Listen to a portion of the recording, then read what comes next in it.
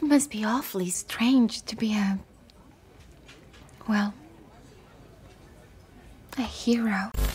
That's a deal, buddy boy. We'll get right back to you with the details. Take care now. God bless white America. You should prepare yourself. This article will bring you a great deal of attention. Oh, in that case, any advice for me? Yes. Un des premiers réflexes qu'on a tous en sortant de la salle de ciné, après avoir vu un biopic, c'est de se ruer sur la page Wikipédia des concernés pour vérifier les informations et en apprendre plus. Et souvent, la déception n'est que plus grande lorsque l'on se rend compte que beaucoup de scènes et d'éléments du film que nous venons de voir ont été déformés, voire même inventés de toutes pièces. Les biopics ont pris l'habitude de nous mentir.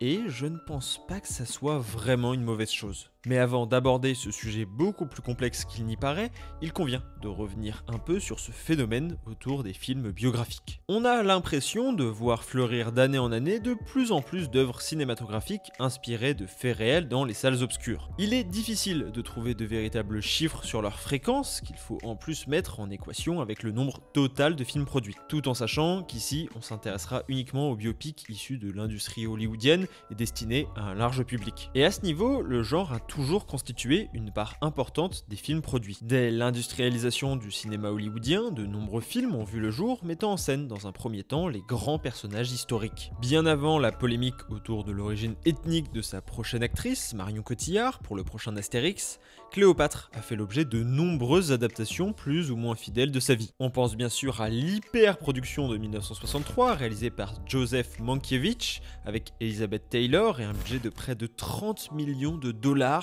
de l'époque pour une durée de 4 heures en faisant un des films les plus chers de l'histoire. Mais déjà en 1934, un film historique porté par Claudette Colbert se concentrait sur cette figure majeure de l'histoire. Enfin, je ne peux pas résister à l'envie de mentionner le tout premier film biographique de l'histoire. En effet, en 2005, une copie du film considérée comme perdue de Georges Méliès datant de 1899 a été retrouvée. Le sujet, Cléopâtre. Et bien sûr, je me suis focalisé sur la reine d'Égypte, car je trouve les exemples des films assez parlants, mais ce n'est pas la seule. Jeanne d'Arc, Napoléon, Laurence d'Arabie ou même Davy Crockett ont également eu le droit à leur vie adaptée sur grand écran à cette époque. D'ailleurs, on peut souligner à quel point les premiers biopics semblaient se concentrer sur de grandes figures qui ont traversé l'histoire de l'humanité, là où les plus récents tendent à resserrer la focale. Moneyball, ou Le Stratège, sorti en 2011, se focalise alors sur Billy Beane, le directeur général de l'équipe de baseball des Athletics d'Auckland au début des années 2000. Et sans lui manquer de respect, ni à lui, ni au film que j'ai trouvé assez sympathique, on est loin de Laurence d'Arabie ou de Napoléon. Personnellement, je pense que mes biopics préférés, c'est donc The Social Network, qui est pour moi déjà un de mes films préférés en fait, au-delà même de la catégorie biopic. Mais j'ai beaucoup aimé aussi, et je vous le conseille, j'espère qu'il est encore sur Netflix, Man on the Moon, sur l'humoriste américain Andy Kaufman, avec Jim Carrey dans le rôle titre, qui est un film que j'ai trouvé absolument magnifique, et qui est en plus accompagné d'un documentaire qui s'appelle Jim et Andy, qui est pour le coup lui produit par Netflix, donc normalement il est disponible sur Netflix, qui est tout aussi superbe, et je vous conseille vraiment ce diptyque. Je sais pas à quel point c'est vrai pour le coup celui-là. Ce Social Network, je sais qu'il y a beaucoup de trucs inventés, et j'expliquerai après pourquoi ça me pose pas trop de problèmes. Man on the Moon, j'imagine qu'il y a aussi beaucoup de trucs inventés, pour le coup j'ai pas fait l'effort de vérifier, mais juste en fait le film est magnifique. Et dites-moi vous en commentaire quels sont vos biopics préférés, ça m'intéresse, et est-ce que vous les aimez pour des raisons de vérité historique ou pas. Mais si ces films font autant parler et donnent cette impression d'omniprésence, c'est sûrement en partie dû à leur succès au box-office, mais surtout à leur domination quasi sans partage sur les cérémonies, et plus particulièrement les Oscars qui s'en sont fait quasiment une spécialité. 21 films inspirés d'une histoire vraie ont remporté l'Oscar du meilleur film depuis sa création, donc sur 92 cérémonies. A savoir que du coup ça prend même pas en compte la victoire de Coda, qui est presque inspirée de faits réels aussi. Et il faut admettre qu'à ce niveau-là, ça s'est vraiment accéléré. Depuis 10 ans, 88 films ont été nommés pour l'Oscar du meilleur film, 34 d'entre eux étaient inspirés d'une histoire vraie, ce qui représente plus d'un film sur 3. On peut remettre en question la légitimité des Oscars et leur valeur, mais il ne faudrait pas sous-estimer leur importance sur l'inconscient collectif du public et du cinéma américain. D'ailleurs, vous ne vous y trompez pas non plus, 45% d'entre vous ont un a priori positif sur les biopics, et seulement 13% un a priori négatif. Pourtant, loin d'être constamment des succès, les biopics constituent le plus souvent des films à double tranchant. Ils sont parfois des réussites commerciales et critiques, à l'image de Green Book ou Bohemian Rhapsody. Si, je vous jure. Mais parfois, il représente des échecs aussi durs à encaisser. Si Spencer avec Kristen Stewart n'a pas fait l'unanimité, tout le monde a décidé d'oublier le film Diana, sorti en 2013 avec Naomi Watts, qui a même réussi à remporter un Razzie Awards. De même pour Alexander, avec Colin Farrell en tête d'affiche qui revenait sur l'histoire d'Alexandre le Grand. Ou encore Nina, dans lequel Zoé Saldana interprétait la célèbre chanteuse de jazz. C'est même allé jusqu'au point où elle a dû s'excuser pour le rôle. S'il fallait encore la preuve que les biopics sont devenus un phénomène à part entière de l'industrie hollywoodienne, c'est désormais chose faite. Et en même temps, rien de plus logique. Dans une société du spectacle et du divertissement, même les individus et leurs histoires sont devenus des licences qu'il convient d'exploiter commercialement et artistiquement. Le meilleur exemple de ce processus a pour le coup lieu cette fois en France, petite digression, avec le film Nous trois ou rien de Keyron qui est directement inspiré de la vie de ses parents. Il a été attaqué en justice par une maison d'édition pour laquelle son père, donc le même père, avait écrit une autobiographie qui était restée extrêmement confidentielle, qui s'était vendue à 200 exemplaires, et donc la maison d'édition a réclamé des droits d'auteur sur cette histoire, parce qu'elle avait déjà été racontée par le père de Keyron dans un livre. Mais c'est toujours la même histoire réelle. Des individus se retrouvent alors dépossédés de leur propre histoire, pour servir la machine du divertissement. Alors, comment expliquer l'engouement du public pour ces œuvres? D'abord, on va pas se mentir, le biopic est un moyen de se cultiver à peu de frais. Je vous mentirais si je vous faisais croire que je connaissais l'histoire d'Alan Turing lorsqu'à 13 ans j'ai découvert Imitation Game au cinéma, ni même quand j'ai appris l'existence de Bobby Fischer la même année dans le sous-estimé Le Stratège avec Tobey Maguire. Quel moyen plus ludique que le cinéma? La promesse d'un divertissement et la possibilité de briller en société sont deux arguments de vente difficilement contestables, encore plus à une ère où l'offre des films n'a jamais été aussi importante pour le public qui doit véritablement choisir dans sa consommation. Même si le film est catastrophique, on peut se dire qu'on aura au moins appris quelque chose. Dans la même logique qui nous pousse à privilégier les biopics aux autres genres de films, il y a le sentiment rassurant d'un univers connu. C'est le même processus que pour les remakes et les sagas, je vais pas m'étendre dessus aujourd'hui car ça sera l'objet d'une autre vidéo, mais face à un catalogue de films monstrueux et au prix non négligeable d'une place de cinéma, le spectateur va avoir tendance à chercher des points d'accroche dans les films qu'il va consommer. Ça peut donc être l'histoire vraie dont est tirée l'œuvre, mais aussi le réalisateur ou encore les acteurs. On l'a dit plus tôt, les biopics ont pris l'habitude de rafler de nombreux prix aux cérémonies. Ça leur confère un autre avantage concurrentiel assez important, au-delà du petit logo qui peut être ajouté sur l'affiche et du prestige, c'est que les plus grands acteurs sont souvent tentés de participer à ces films en raison de leur chance de décrocher une statuette. Pour vous donner un ordre d'idée, 26 performances dans des biopics ont gagné l'Oscar du meilleur acteur depuis la création de l'award, donc sur 94.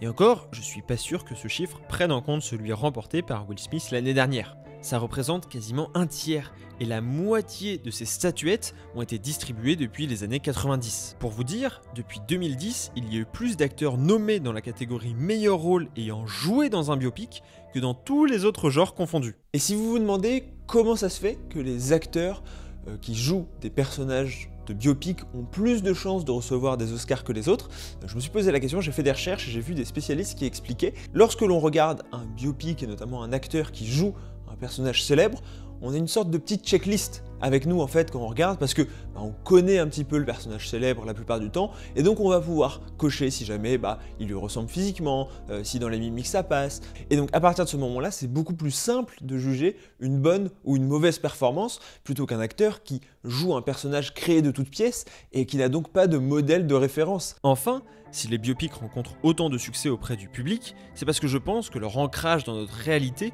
leur permet d'offrir une meilleure identification à l'audience qui en réclame toujours plus. Mieux, les biographies peuvent devenir des films inspirants, en portant des valeurs et un modèle de vie encore plus plausible que les films classiques, car on sait qu'ils ont vraiment eu lieu. D'ailleurs, cette volonté de faire passer une morale n'est pas complètement neuve. Parmi les personnalités historiques qui ont eu le plus d'adaptations de leur vie sur grand écran, se trouve notamment Abraham Lincoln, et ce depuis les années 30. En représentant une figure de proue de l'Amérique et de son soft power patriotique, sa figure est régulièrement utilisée par les cinéastes. Plus récemment, on peut relever l'exemple du Loup de Wall Street de Martin Scorsese, souvent repris par les néo-entrepreneurs du web pour son discours et son imaginaire liés au succès, à l'argent et au travail. Ce qui est complètement incohérent avec le propos initial du film, me direz-vous. Mais dans ces moments-là, c'est moins ce qui est raconté que ce qui est compris par l'audience qui importe. Également, une des raisons du succès des biopics, c'est évidemment notre attrait particulier pour le drama ou même tout simplement pour l'envers du décor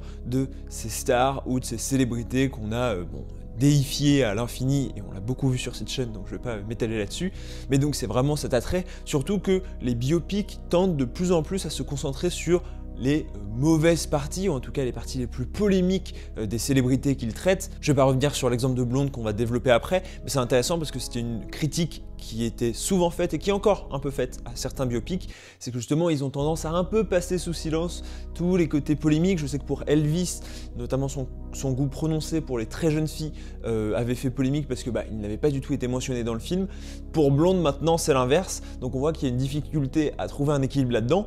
Mais à la fois, je pense que c'est aussi ça qui va venir attirer une partie du public. Mais enfin, au-delà de leur présence, c'est le débat autour de la véracité de ces biopics qui fait du bruit. Est-ce que les biopics nous mentent? La réponse est assez simple, oui. Plus ou moins, mais dans leur globalité, oui, ils mentent. Le site Information is Beautiful a fait un excellent travail de recherche sur le sujet en compilant plusieurs films inspirés de faits réels sortis entre 2010 et 2020. Ils ont découpé chaque minute des films en question pour en vérifier l'exactitude, comme un fact-checking. Si on règle l'exigence au maximum, on se rend compte que les films qui s'en sortent le mieux sont Selma et The Big Short, avec 80% de faits vérifiés, ce qui laisse malgré tout 20% de mensonges et de raccourcis historiques. Au rang des mauvais élèves, on retrouve The Imitation Game, avec seulement 17% de faits vérifiables, et 30% pour Tu ne tueras point avec Andrew Garfield. Et en même temps, difficile de s'étonner de ces résultats. Les films, particulièrement ceux produits par Hollywood, se plient à une structure scénaristique très précise, souvent respectée à la lettre. C'est pour cette raison que le plus souvent, les histoires qui se prêtent à ces biopics se ressemblent, et sont des ascensions pour permettre de respecter ces normes. Le problème, c'est que la vie, c'est pas un film, et il est nécessaire pour les scénaristes de tordre la vérité historique pour lui permettre d'entrer dans les clous. D'ailleurs, je ne trouve pas du tout de corrélation entre vérité et qualité cinématographique. The Social Network semble inventer beaucoup d'éléments, notamment le personnage interprété par Rooney Mara ou la scène de retour d'Eduardo Savin. Mais ces scènes sont probablement les deux scènes les plus fortes et les plus marquantes du film, et en sont la clé de voûte d'un récit impeccable. You better lawyer up, asshole, because I'm not coming back for 30%. I'm coming back for everything. Avant d'être des films sur un individu, ils sont des films d'un individu, à savoir le scénariste et ou le metteur en scène. De ce postulat, il ne peut découler qu'une subjectivité qui entrera forcément en contradiction avec la réalité froide et parfois difficile à obtenir de l'histoire. Quand Tic Tic Boom ou Disaster Artist sortent, on a bien une vision subjective des personnages qu'ils traitent. Probablement qu'un autre réalisateur aurait fait un film complètement différent à ce sujet. Le meilleur exemple dans ce domaine est pour moi The Last Duel de Ridley Scott. En enlevant tous les problèmes que j'ai avec ce film, que je n'apprécie pas plus que ça, il est extrêmement intéressant de ce point de vue, puisqu'il offre justement 3 points de vue différents sur une même histoire inspirée de faits réels. Ces 3 points de vue auraient pu, et auraient même dû être 3 films différents, montrant bien à quel point une réalité historique, selon le point de vue, peut devenir un complet mensonge, simplement par omission de certains faits et par la subjectivité. Pour le cas de Blonde, avec Ana de Armas, beaucoup de gens soulignaient l'absence de certains moments ou certaines personnes qu'ils jugent importantes à la vie de Marilyn Monroe. Mais Andrew Dominik, le réalisateur, a décidé de se focaliser sur ses traumatismes et sa descente aux enfers, et dans cette démarche, il a été obligé de mettre de côté plein d'autres aspects, tout simplement car une vie ne rentre pas dans un film, aussi long comme Blonde soit-il. Le mensonge dans les biopics va même un peu plus loin, parfois, puisqu'au début du film Massacre à l'intronçonneuse, ou à la fin, vous pouvez voir un petit écriteau normalement avec marqué « Inspiré d'une histoire vraie ». Je suis désolé de vous décevoir si vous ne saviez pas, mais c'est pas du tout inspiré d'une histoire vraie. Et en fait, c'est simplement une technique utilisée par le film pour renforcer son côté horrifique. Le biopic est obligé de mentir dans une certaine mesure. Et toute la question est ici. À quel point peut-il mentir? On va alors entrer dans une partie un peu plus subjective. Chacun a sa propre vision et ses propres préférences en matière de cinéma. C'est un art tellement populaire qu'il existe une multitude de manières de l'appréhender. Pour moi, le cinéma est l'art du mensonge. Il découle directement de la prestidigitation. Georges Méliès, un des pionniers du cinéma dont on a parlé tout à l'heure, était d'ailleurs un magicien avant d'être cinéaste. Brian De Palma, quant à lui, disait « Les films mentent 24 fois par seconde ». C'est l'inverse de ce qu'affirmait Godard par exemple, qui lui disait que le cinéma c'était la vérité 24 fois par seconde. Et franchement, je comprends tout à fait ceux qui défendent la position inverse, qui disent « Bah non, moi, je vais voir un biopic pour voir au moins une partie de la vérité historique, donc pour moi c'est important, je suis attaché à ça. Et c'est vrai que pendant très longtemps j'avais cette position, il faut le dire, mais plus je m'intéressais au cinéma, et plus j'ai développé une philosophie où je me dis que l'objectif premier d'un film, ça doit toujours être d'être un bon film, avant toutes les autres considérations. Si jamais le réalisateur considère que pour que son film soit meilleur, il est obligé de mentir sur une partie de l'histoire réelle, et je considère qu'il a le droit. Déjà parce que c'est pas un historien, donc j'attends pas de lui qu'il me raconte une vérité historique, et puis j'attends de lui qu'il fasse un bon film. Mais je comprends quelqu'un qui dirait non, moi je préfère quand le cinéma est authentique, quand le cinéma raconte la vérité, je vais au cinéma aussi en quête d'une vérité et d'une réalité, et en l'occurrence effectivement, dans cette vision-là, ça devient quasi inacceptable de mentir. Et pour preuve, 90% d'entre vous considèrent qu'un biopic se doit d'être le plus proche possible de la vérité historique. Personnellement, je considère que dans leur essence, les films mentent. Et j'accepte cet a priori. Je ne vais pas au cinéma pour me documenter sur l'histoire.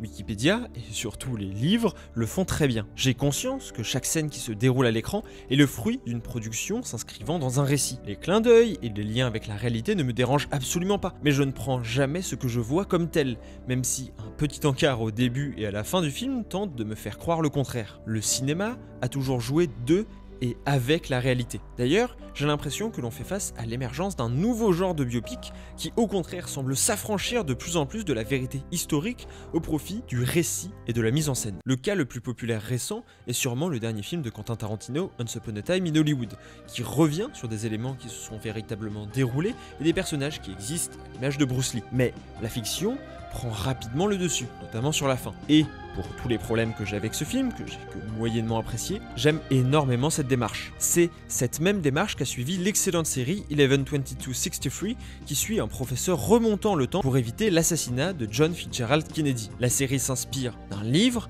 mais également d'éléments réels pour développer ensuite une histoire dépassant la réalité. De même pour le dernier film de Paul Thomas Anderson, Licorice Pizza, dont l'ensemble des personnages sont inspirés de personnes ayant véritablement existé, mais dont les événements sont totalement fictifs. Et je sais que mon opinion sur le sujet est peut-être un peu impopulaire, et elle n'est pas du tout arrêtée, hein. Comme je vous ai dit, il y a 6 mois, si vous me posiez la question, peut-être que je vous aurais répondu « Non, pour moi les biopics doivent pas mentir et doivent dire la vérité ».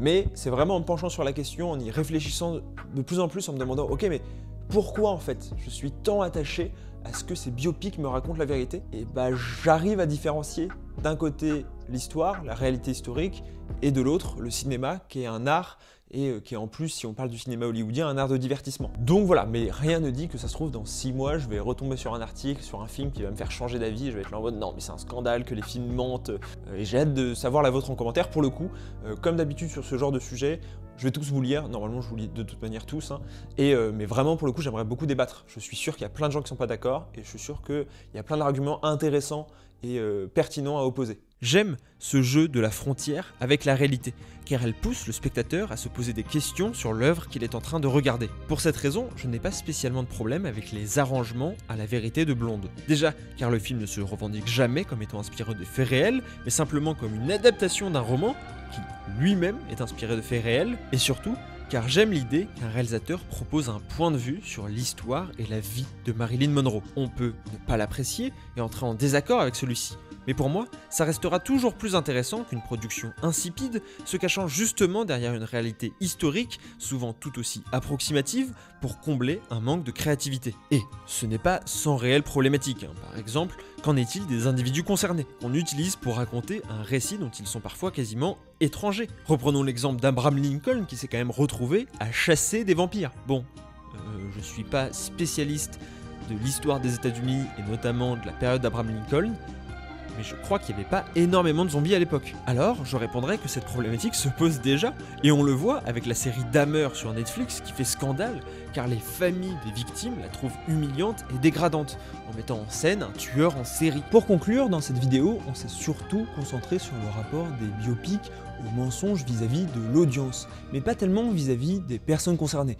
Tout simplement parce que c'était pas le sujet. Mais c'est sûrement ici que se trouve le vrai problème des biopics. Le mensonge vis-à-vis du spectateur ne me paraît pas grave, mais qu'en est-il vis-à-vis des personnes concernées par le film, y compris si elles sont décédées? Je pense qu'à ce niveau, encore une fois, c'est vraiment une question de sensibilité de chacun. J'ai vu beaucoup de gens considérer Blonde irrespectueux, par rapport à Marilyn Monroe.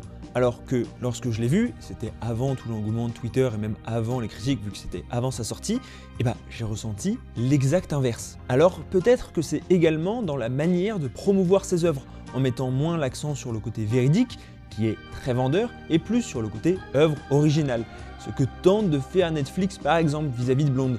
C'est peut-être un peu trop tard. Peut-on rendre justice à la vie d'une personne tout en mentant sur des éléments de cette dernière à des fins scénaristiques? Je pense que oui, mais j'admets qu'il existe ici malgré tout des limites à ne pas franchir. Les biopics mentent, indignent, surprennent. Une chose est sûre, ils ne laissent personne indifférent. Et c'est peut-être la raison qui les a aujourd'hui propulsés à ce rang dans notre culture populaire. All of the most important things in my life are changed around and mixed up for dramatic purposes. This is the one. This is the one I'll be remembered for.